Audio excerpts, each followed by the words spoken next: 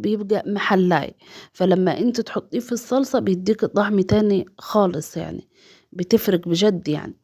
عندي هنا البسلة أنا سلقتها بس ما سلقتهاش قوي، اللي هي بديلها نص سلقة عشان خاطر النص التاني هت هتستوي فين في الصلصة عشان تديني طعم طبعا. لأن أنا لو سلقتها قوي وجيت حطيتها مثلا في الصلصة طبعا خلاص مش هتستطعم البسلة طعم الصلصة، فأنت تحس نفسك كده بتاكلي بسلة مسلوقة.